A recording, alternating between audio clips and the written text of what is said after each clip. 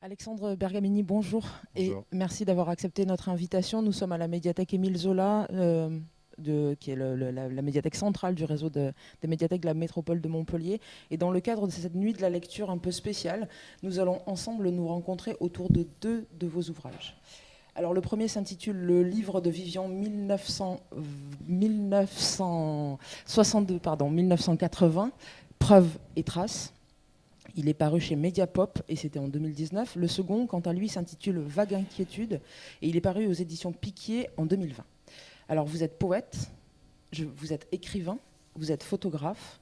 On pourrait dire aussi, vous êtes un peu un bagarreur, mais on y reviendra pendant la rencontre. Vous avez bénéficié, je ne sais pas si vous êtes encore actuellement en résidence d'écriture ici à l'Atara.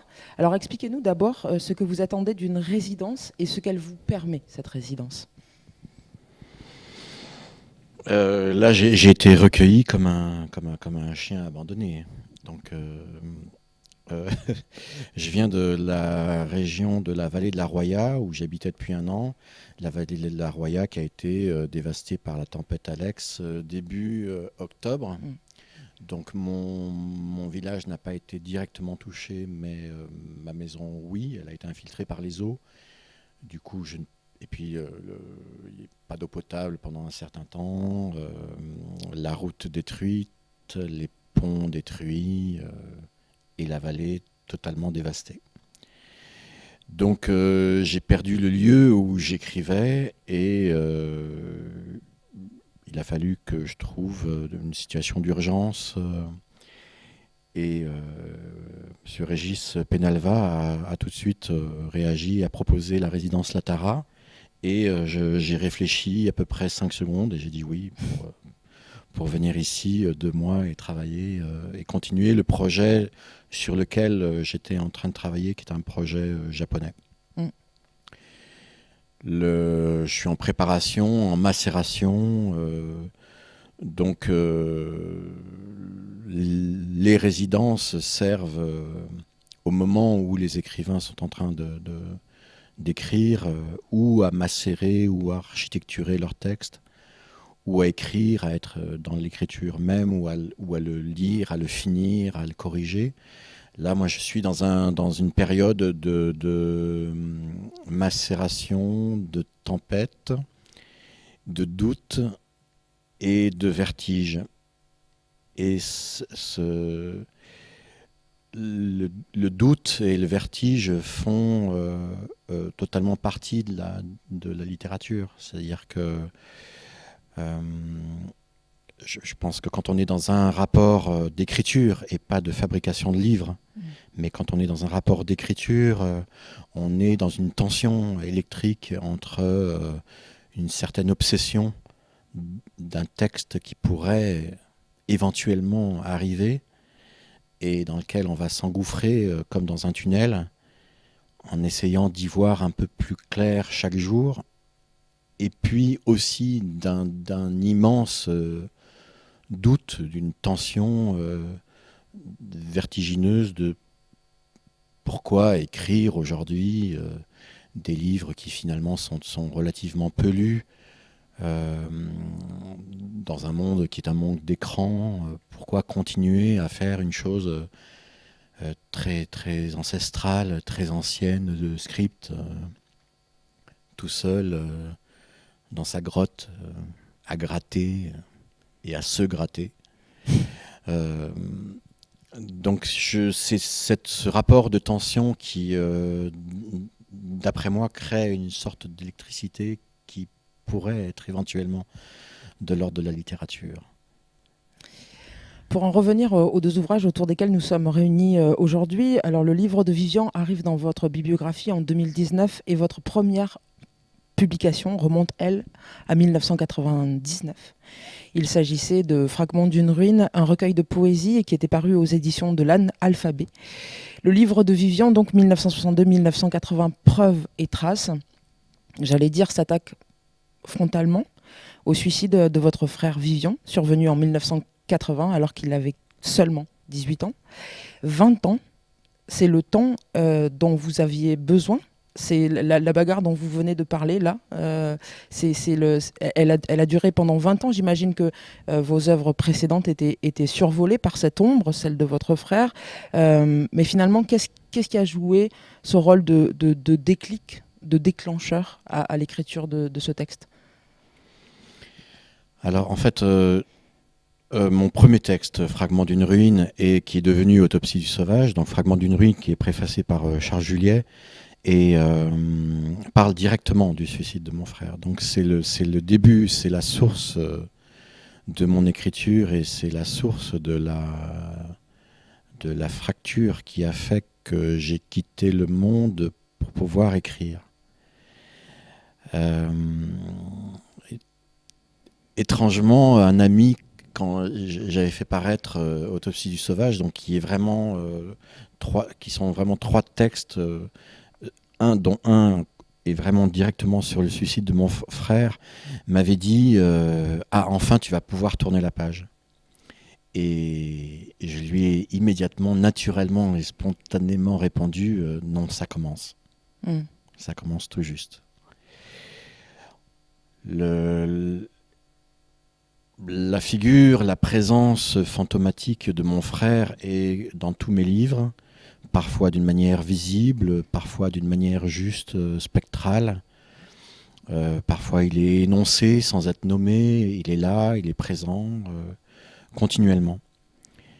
Il se trouve que en 2015, après avoir travaillé pendant 3 ans sur un texte sur la Shoah, sur une photographie de 2 jeunes survivants des camps, de jeunes survivants communistes, homosexuels et juifs, c'est-à-dire qu'ils cumulaient absolument tout. Ça fait beaucoup.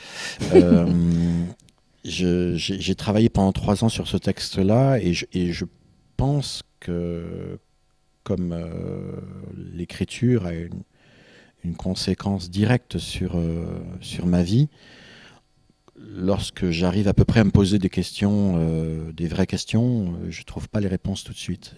Une sorte de très longue attente et de gouffre pour pouvoir trouver de multiples possibilités de réponses.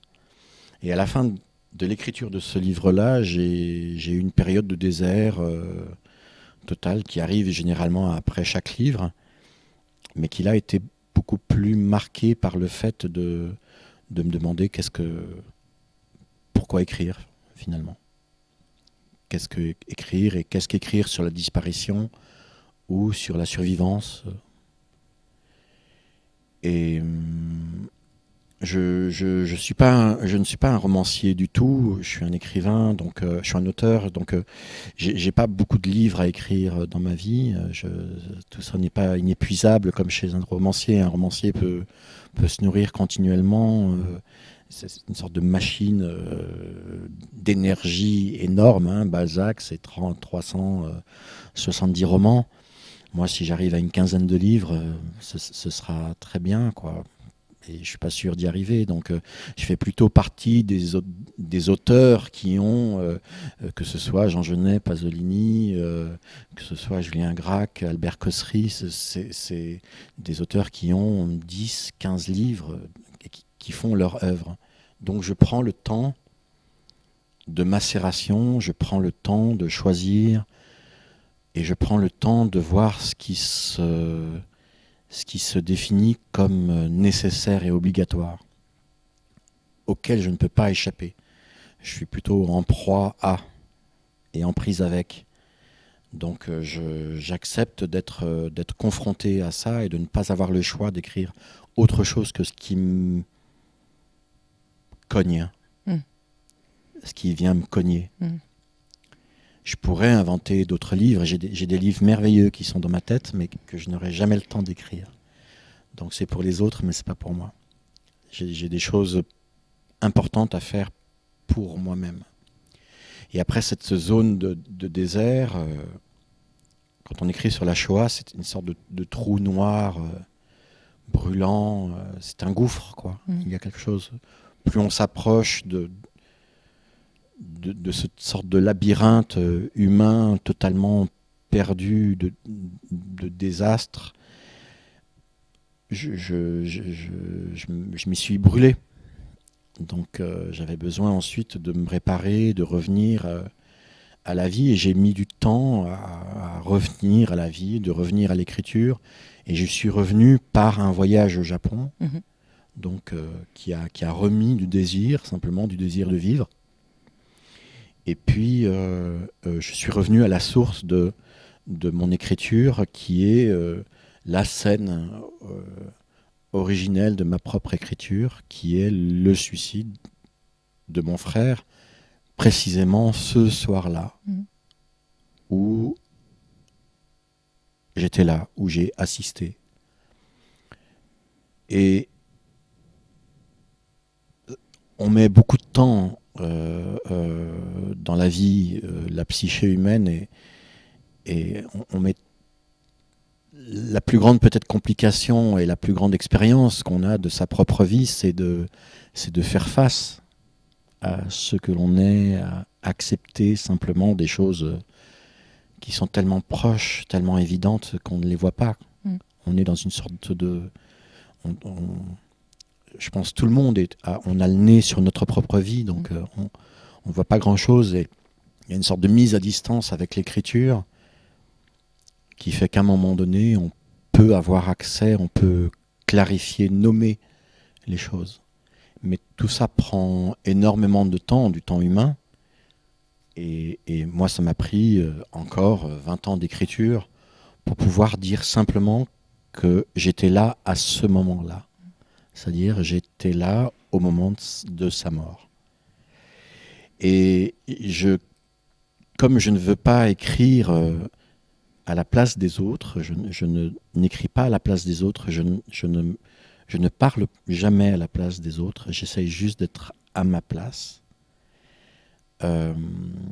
J'ai essayé de construire ce livre qui est tout à fait un ovni littéraire, qui n'est pas du tout un récit, qui est une sorte de fragmentation, en me disant que nous sommes des êtres plus ou moins fragmentés, et que cet ensemble qui ressemble à une sorte de pulse disloquée pourrait ressembler à ce qu'il était, et à travers ça pourrait ressembler à ce que je pense de la littérature. Alors, ce livre de Vivian est vous venez de l'évoquer, est un texte assez court que vous avez donc construit autour de sa collection. Ça, on va dire que c'est j'allais dire le prétexte narratif. Collection de photographies donc de Vivian, sans montrer les photos, en les décrivant. C'est aussi une sorte d'enquête, finalement.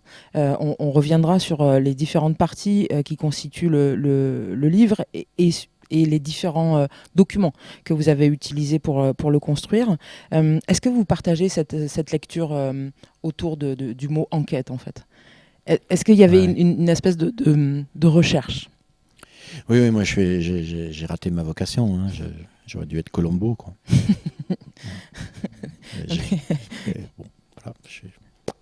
J'ai trouvé l'écriture pour essayer de retrouver un peu des traces et de rechercher. Oui, j'aime beaucoup ce travail d'archives et j'utilise les photographies comme des archives. Mon propre travail photographique est un travail d'archive, en fait. Je ne peux pas dire que je suis photographe, je pourrais être plus archiviste, iconographe de mon propre travail photographique.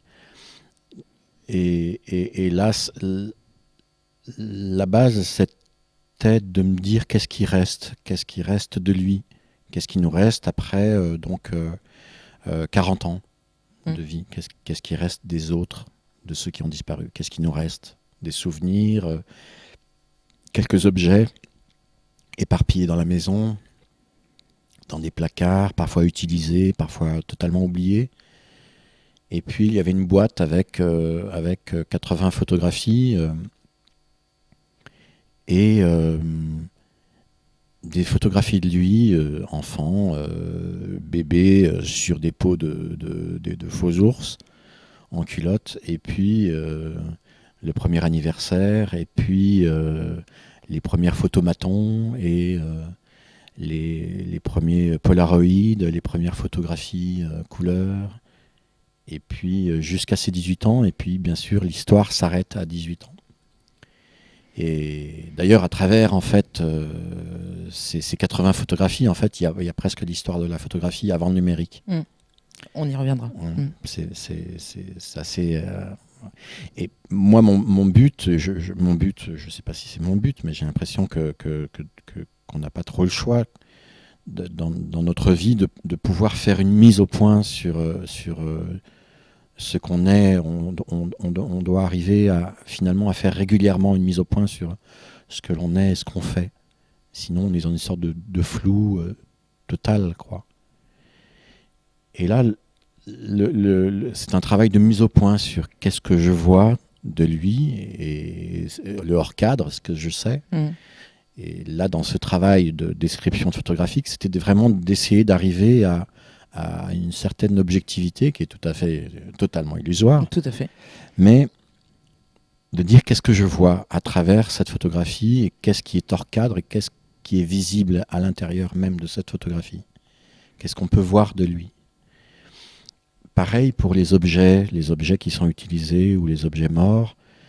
Pareil pour l'enquête de la police. La gendarmerie a fait une enquête puisqu'il y avait une utilisation d'armes à feu. Il y avait un suicide, donc il y a eu une procédure, une enquête judiciaire avec des témoignages et que j'ai voulu quasiment totalement remettre à l'intérieur du livre parce que ça fait partie des preuves et des traces. C'était d'essayer par cette forme fragmentée de me finalement qu'est-ce qui fait qu'il a vraiment existé, qu'est-ce qui fait qu'on existe vraiment et qu'est-ce qui fait qu'il a vraiment existé. Est-ce que ça devient un personnage imaginaire d'un livre sans être un personnage de roman ou un personnage de récit, et comment il existe aujourd'hui à travers un livre d'une manière totalement fragmentée, comment les gens en tant que lecteurs reconstruisent le puzzle par des fragments. Et j'ai totalement enlevé toutes les photographies sauf les photomatons, parce que les photomatons sont à la fois des portraits officiels, officieux, et en même temps ce sont des portraits d'identité. On regarde l'appareil et on se laisse photographier par un appareil qui est lui pour le coup totalement objectif. Et je trouvais que voir son visage à travers ces quelques 8 photomatons, voir son visage se transformer de ses 6 ans jusqu'à 18 ans, c'était important pour moi, pour le livre, et je pense à un moment donné pour le lecteur aussi. Oui, tout à fait. Alors vous avez construit ce texte en 7 parties, vous avez entremêlé, vous venez de le dire, la description des images, des rapports de police, des réflexions sur le processus photographique, sur la mort, évidemment, sur le suicide aussi. Vous avez beaucoup puisé dans la littérature des autres. Sur ce sujet, autour de ce sujet, vous citez Elsa Morand, Jean Genet, Pascal Quignard, Rimbaud, Bukowski, bien d'autres, Plume. Quel rapport entretenez-vous avec la lecture et la littérature? Vous mettez beaucoup d'énergie à différencier les auteurs, des romanciers, des écrivains. Racontez-nous un peu ce rapport-là.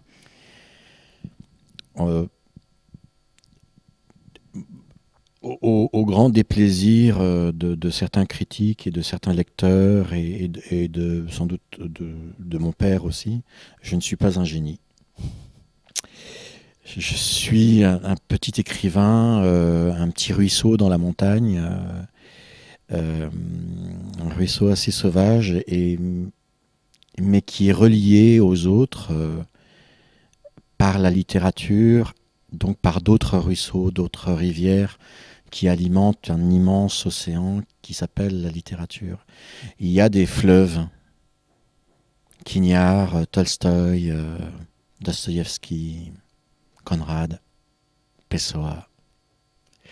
Ce sont des rivières qui inondent, qui sont extrêmement fortes, qui restent puissantes. Il y a des petits ruisseaux, des petites rivières, des petits filets d'eau, mais qui sont tout aussi importants, qui apportent de l'eau fraîche.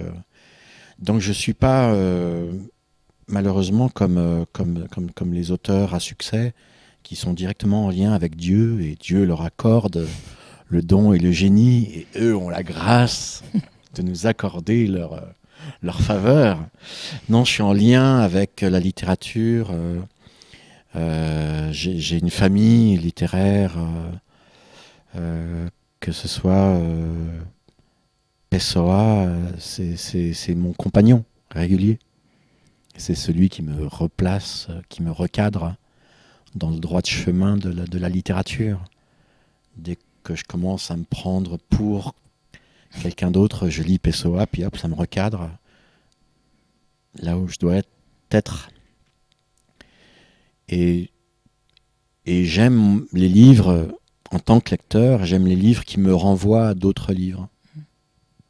J'aime les auteurs qui me renvoient à d'autres auteurs.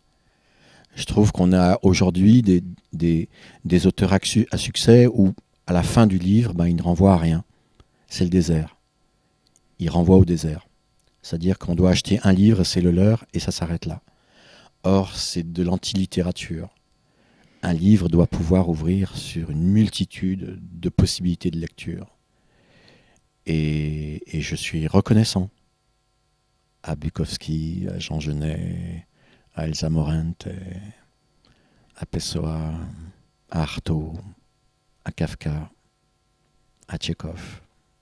Je suis reconnaissant et j'ai besoin pour moi-même de partager cette reconnaissance-là et de la partager dans les livres. De dire simplement je ne suis pas tout seul, je suis en lien avec d'autres auteurs. Donc ils sont, et pour la plupart que je viens de citer là, sont aussi des auteurs, ce ne sont pas des romanciers, sauf peut-être Elsa Morante, qui est sans doute la plus grande romancière italienne. Voilà. Je sais pas. Ouais. Alors vous arrivez avec beaucoup de force à éviter tout pathos ou toute forme de violence. Vous cherchez, en somme, on l'a déjà dit, des preuves de son existence à ce frère, à ce Vivian, autant que de sa mort. Des preuves du fait que peut-être vous êtes toujours en vie. Des responsables aussi, parfois. Parce que la question du suicide et du suicide chez les adolescents, qui est quand même largement un tabou dans cette société, mais peut-être pose la question des responsables ou pas. Je ne suis pas la bonne personne pour répondre à cette question, mais s'agissait-il de pouvoir refaire vivre Vivian autant que d'accepter sa mort, en fait? C'est de le rendre visible, c'est de le rendre nommé, c'est de le rendre vivant à travers la littérature. Et finalement, ce qu'on imagine des autres, ça les rend vivants. Donc, il est vivant chez les lecteurs qui ont lu ce livre-là. Sur la question du suicide, on est dans un pays qui nie totalement le suicide des adolescents. On est un des premiers pays en Europe où les adolescents se suicident. C'est une honte, quoi. Mais rien n'est fait sur ça.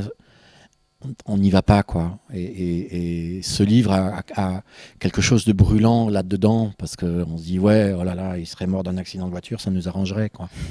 Ben non, il n'est pas mort d'un accident de voiture, il s'est suicidé, quoi. Il s'est suicidé à 18 ans dans sa propre famille.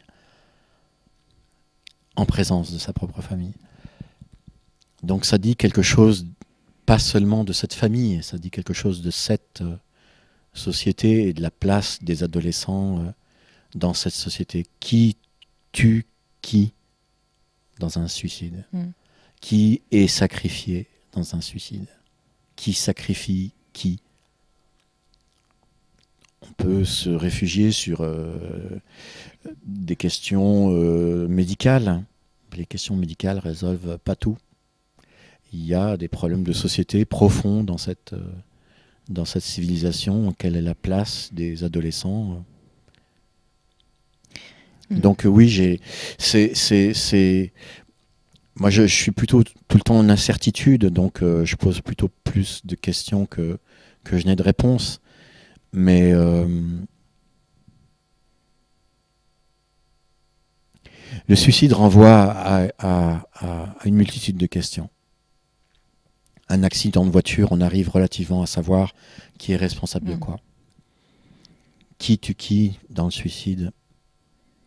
Qui sacrifie qui? Concrètement, vous avez travaillé. Comment est-ce que vous avez travaillé à la construction de ce texte? Est-ce qu'il s'est formé en cours d'écriture et quelque part sous vos yeux? Est-ce que dans votre projet, les choses étaient déjà relativement construites quand vous vous y êtes attaqué?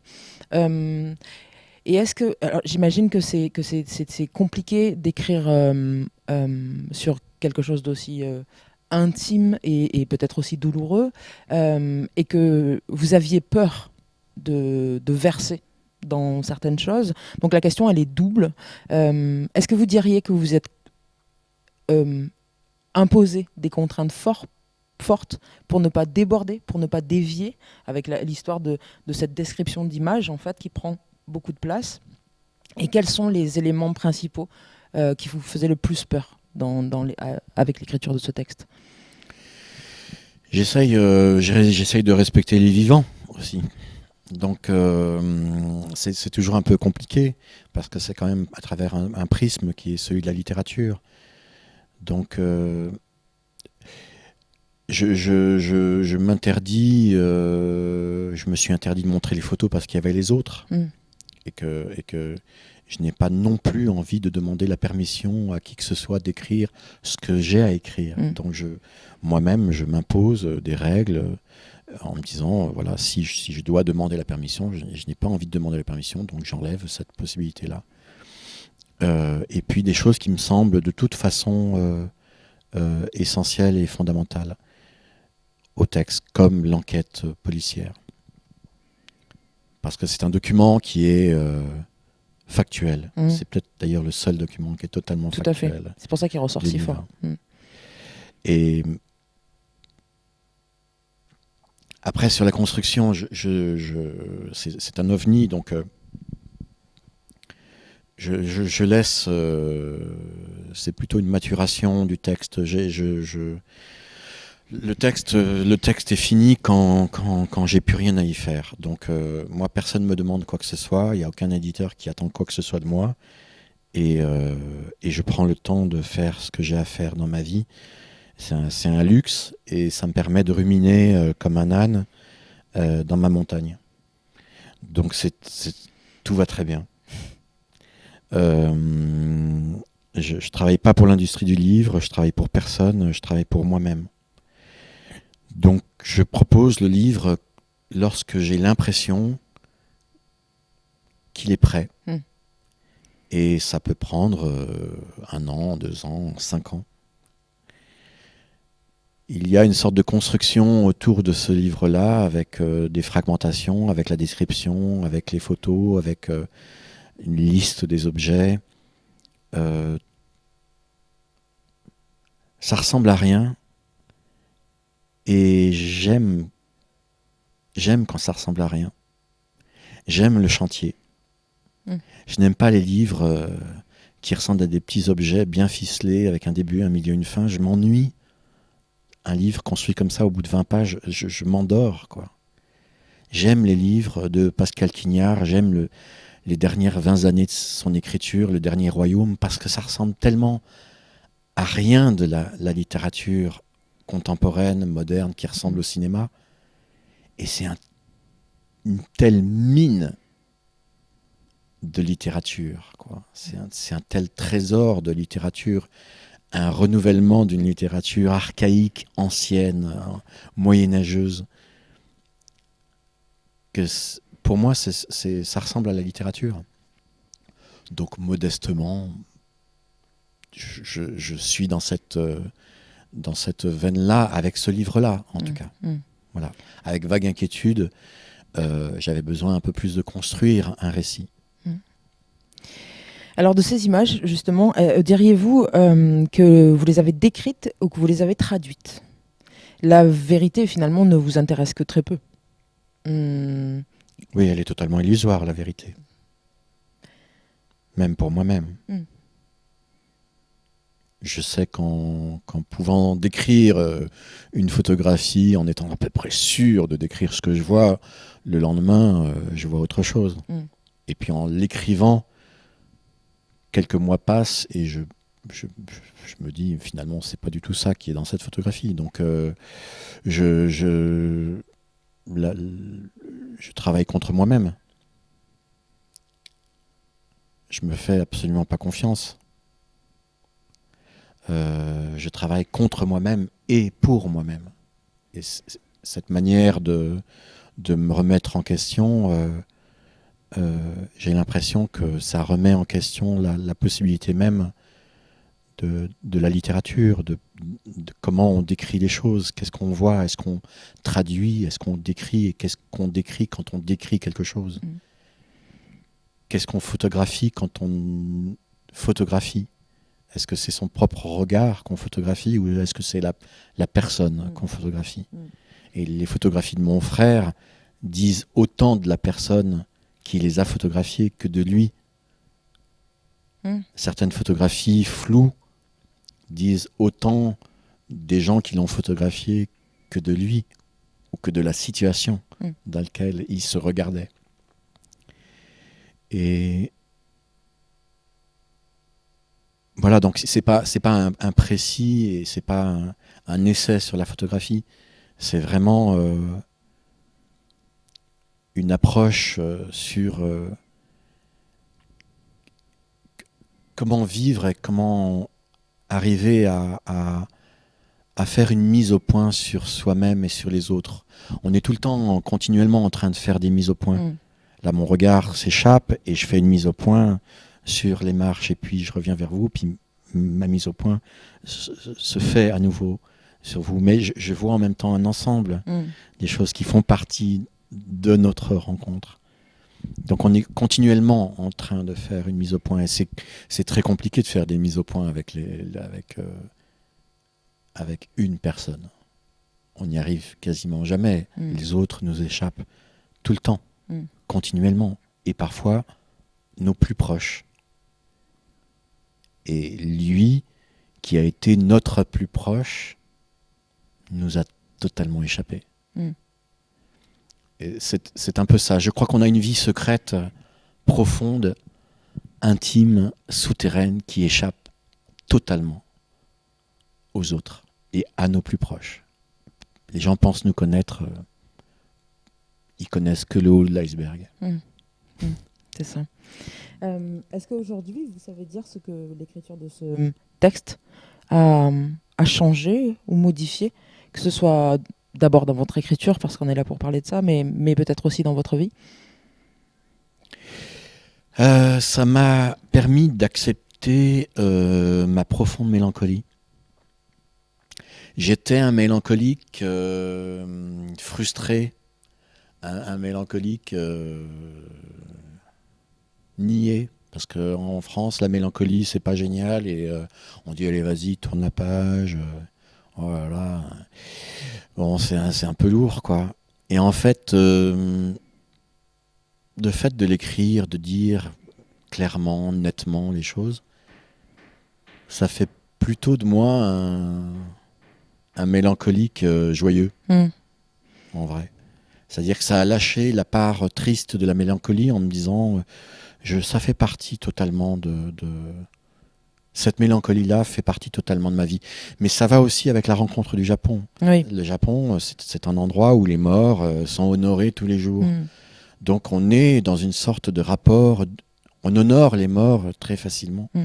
Donc la rencontre de ce livre-là aussi, avec ma rencontre avec le Japon, avec la civilisation nippone, a fait qu'à un moment donné, j'ai accepté d'honorer mon frère sans être frustré, sans me cacher. En disant, oui, je l'honore, oui, c'est mon frère, et je l'honore. Alors justement, on va y venir à cette rencontre avec le Japon, avec son peuple, sa culture, son écriture, sa littérature aussi, sa photographie, parce que c'est présent dans Vague Inquiétude. Avant d'évoquer Vague Inquiétude ensemble, est-ce que vous nous feriez l'immense plaisir de nous lire un extrait du livre de Vivian ? Ouais. Alors je vais prendre un extrait au hasard. Alors, il y a une petite étiquette ici. Non, je vais prendre un extrait au hasard.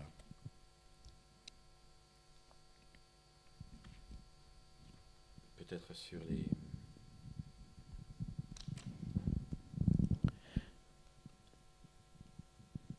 La photographie argentique incarne la confrontation de la lumière et de la nuit, du sens remis à l'endroit, de ce que l'on voit et de ce qui nous est révélé, ce qui s'échappe de nous et ce qui se dévoile en nous, dévoilant, de la lumière et de la nuit en nous. Avec le numérique, au service de la technologie, nous sommes entrés dans le siècle de l'oubli total et de notre dissolution. Sans matière, nous n'avons plus aucune imagination. Sans histoire, plus d'existence. Combien d'années a-t-il fallu attendre pour voir enfin apparaître le sourire de Vivian sur une photo ? Nous ressusciterons avec nos blessures. Merci.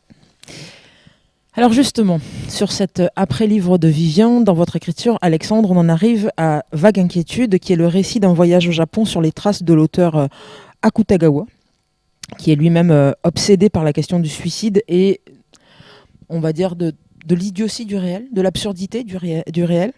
Et là, vous nous faites passer, nous lecteurs, de Tokyo aux Alpes japonaises en nous délivrant la puissance et la force de ce peuple et de sa culture comme étant un peu dans votre vie, en tout cas c'est l'impression, la lecture que j'en ai faite, la rencontre avec enfin un peu de paix, comme si c'était un endroit où vous pouviez être. Comment vous diriez qu'est née Vague Inquiétude ?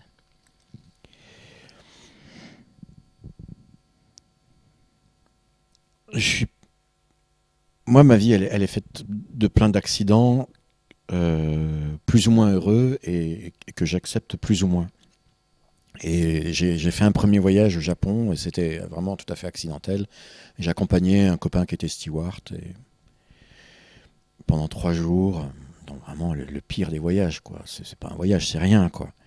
Et il se trouve que j'ai été totalement happé, totalement amoureux. Je suis tombé absolument en extase, en amour, quoi. C'est quand on est amoureux, on dort plus, on a le cœur qui bat, on comprend rien, mais on est là, on a un peu l'œil torve et la bave aux lèvres, mais on est dans une sorte de joie, d'extase, d'être là. Donc je ne dormais pas, j'ai pas dormi pendant 3 jours, et je me suis laissé porter par ce qui était là. Et en même temps, profondément, j'avais une sorte de reconnaissance de l'endroit. Je suis allé en Italie, mon nom c'est Bergamini, je ne me reconnais pas italien, mais absolument pas. Je me suis jamais senti aussi étranger qu'en Italie. En tout cas, bon, pas tout le temps, hein, mais j'étais quand même relativement étranger. Et là, au Japon, j'étais chez moi. J'avais pas l'impression d'être un étranger du tout. Et puis la langue ne me dérangeait pas. Et l'ami avec qui j'étais me disait, mais c'est pas vrai, tu es déjà venu, tu connais tout. Et parce que tout était familier. Et en fait, tout était familier parce que depuis très longtemps, je m'intéresse à la culture japonaise. J'ai fait du judo parce que mon frère Vivian avait fait du judo. Toute ma famille a fait du judo. Donc, il y avait le judo, il y a eu l'aïkido, il y a eu le kendo. J'ai découvert la poésie japonaise. J'ai découvert les films de Kurosawa, d'Ozu, de Mizoguchi, de Natsume. Donc, j'étais préparé. J'avais presque toutes les clés pour être chez moi dans ce pays, qui est un pays extrêmement complexe, avec énormément de portes et de clés. Et si je pense vraiment que si on a très peu de culture japonaise, je pense que c'est un pays très très hermétique où on passe totalement à côté. Mais si on a un tout petit peu de culture japonaise, que ce soit photographique, musicale, d'art martial, donc ça veut dire du seppuku, ça veut dire le suicide, ça veut dire du bushido, ça veut dire la capacité. Le bushido relie tous les arts en un seul point qui est le point de la perte et de la disparition. C'est la fleur de cerisier au moment où elle se détache de la branche. Le bushido, c'est exactement cet instant-là, infime, du détachement de la fleur de cerisier de l'arbre. C'est à la fois un art qui comprend la présence, l'ultime présence, le moment unique, et à la fois l'instant de la perte, de la fin, de la finitude. Et vu ce que j'écris, ça ne pouvait qu'être totalement... je ne pouvais que me reconnaître dans cet art-là et dans cette manière d'être au monde. À la fois d'être là, d'être bien là, et de bien se regarder, de bien se parler, et à la fois d'avoir une conscience totale de ma finitude et de l'instant T où je pourrais disparaître. Et je n'ai absolument, depuis la mort de mon frère, c'est bien ce qu'il a pu m'apporter de plus fort par son suicide, c'est la conscience mortelle, immédiate, non dramatique. J'ai aucun souci avec ma propre mort. Je sais que c'est comme ça.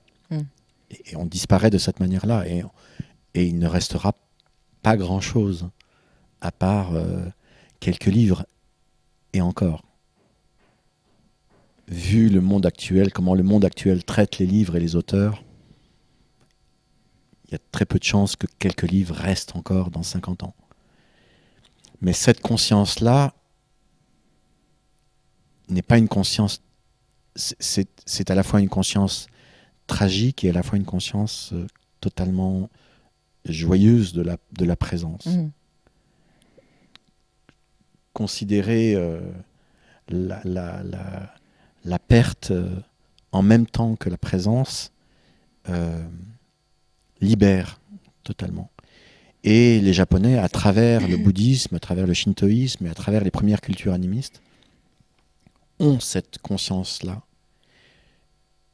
Le fait qu'ils honorent les ancêtres régulièrement, quand ils sortent de chez eux et qu'ils vont faire des courses au petit combini du coin, quand ils vont à l'école, ils passent devant des temples et la plupart s'arrêtent pour honorer leurs morts. 5 minutes, 10 minutes par jour, 2 minutes, mais presque tous les jours. C'est une conscience profonde du côté tragique de la vie et du côté aussi qui renvoie du coup à la présence de la vie, à la joie de la vie. Et bien évidemment, c'est ce qui m'a le plus profondément marqué et profondément correspondu à ce moment-là, quand j'étais au Japon. Il est aussi beaucoup question d'errance dans cet ouvrage, dans Vague inquiétude, comme une sorte de nécessité absolue de sortir de toute zone de confort, une invitation à faire le pas de côté, qui permettrait enfin de se rencontrer soi-même. Est-ce que c'est ainsi que vous avez vécu ce voyage, quoi ?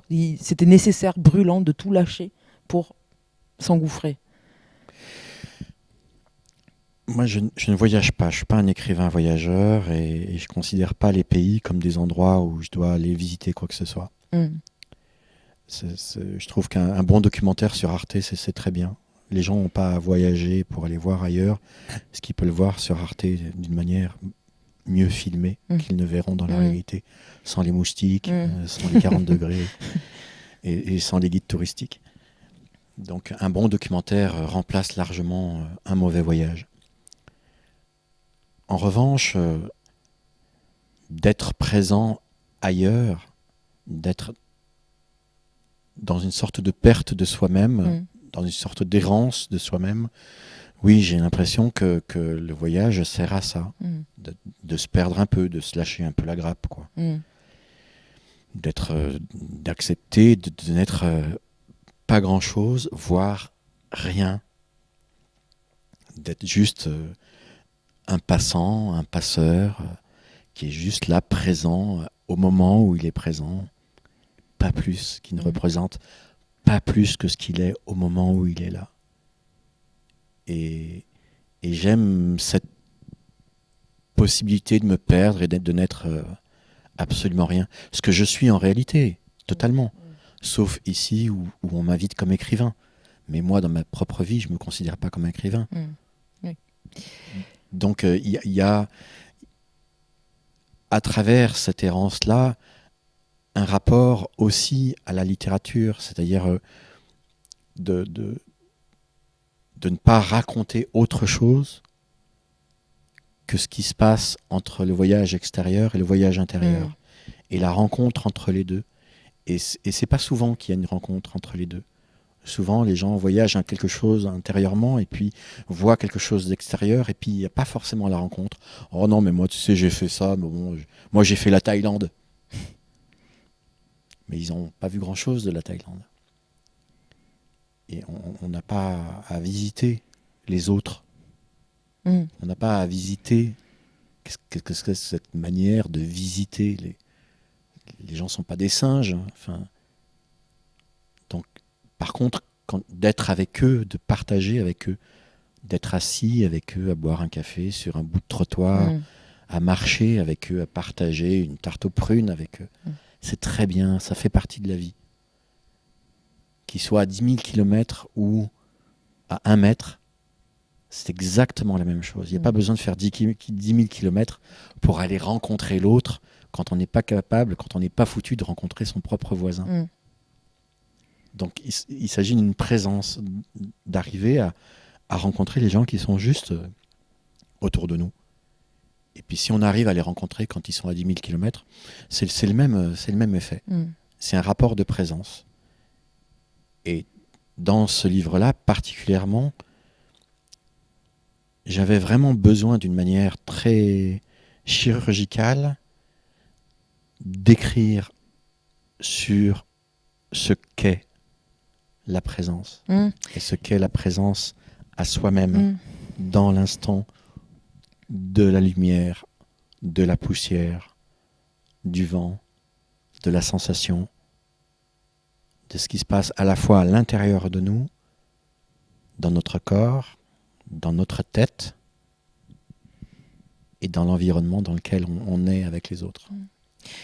Quand j'ai refermé cet ouvrage-là, j'ai aussi découvert, j'étais définitivement riche de la part extrêmement sensuelle de votre écriture, que ce soit dans la description de la nature, de la lumière, qui est extrêmement importante dans ce livre, dans la description des rencontres que vous faites.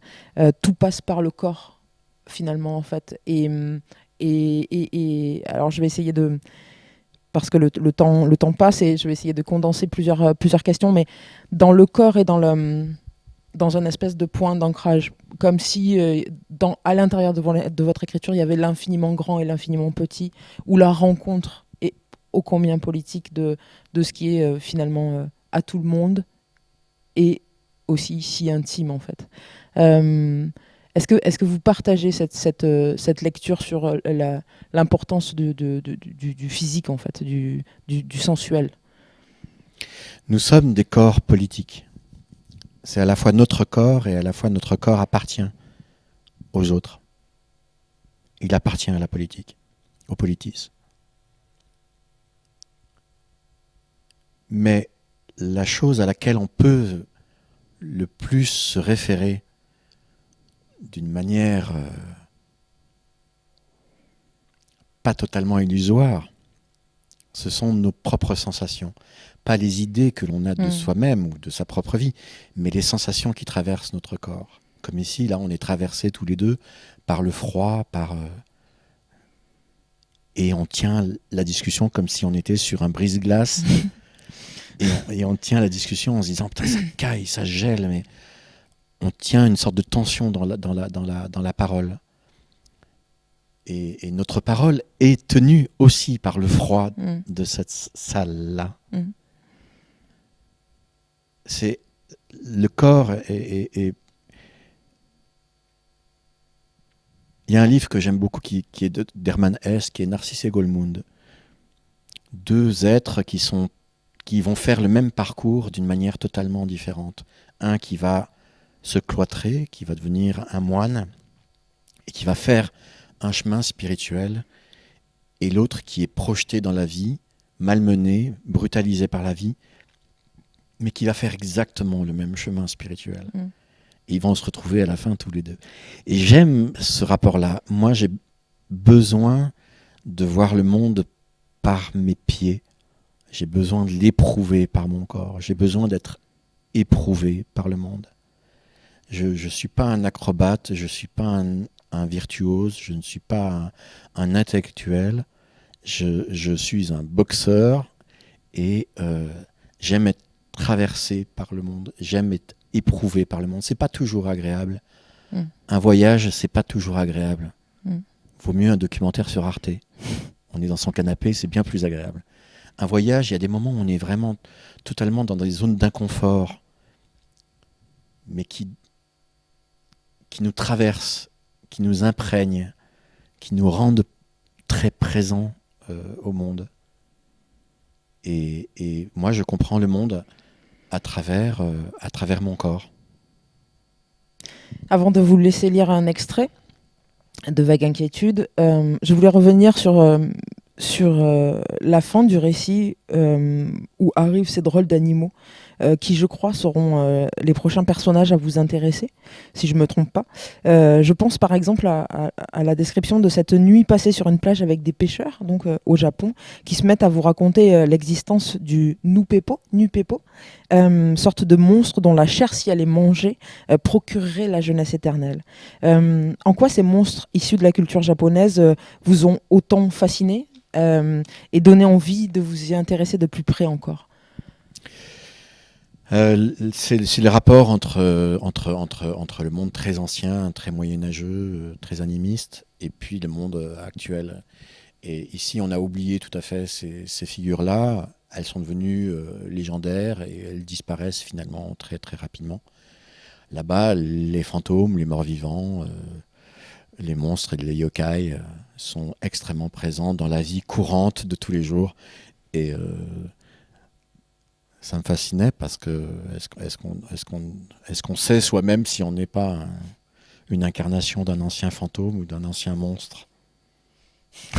On peut se quitter là-dessus, moi ça me va. Alexandre Bergamini, je vous remercie d'avoir accepté notre invitation ici à la médiathèque Émile Zola. On vous laisse lire un extrait de Vague Inquiétude, paru chez Piquet, je le rappelle.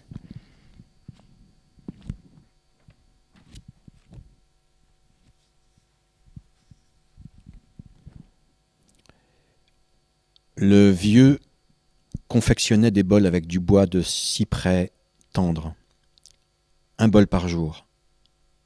De l'aube au crépuscule. Un unique bol. Utsukishitsu. Merveilleux. Celui que je tenais dans la main étreignait mon cœur. Grande simplicité, immense beauté. Le bol absorbait les ombres et les lumières en des reflets de velours moiré. Texture douce, soyeuse, épousant parfaitement la paume des mains, une main, à votre mesure, qui ne vous lâche pas le moment venu. Heureux celui qui n'a rien détruit et n'a rien à réparer dans sa vie, écrivait Hermann Brock dans La mort de Virgile, qu'au plus haut du désastre et de la déchirure en soi, de la destruction de l'humanité, je décide d'écrire sur l'harmonie possible, la félicité et le ravissement, dire l'heure présente où les choses existent, accorder une lumière aux choses fragiles, oubliées et méprisées de ce monde, tenter de les réparer, exister malgré tout dans la beauté. Merci.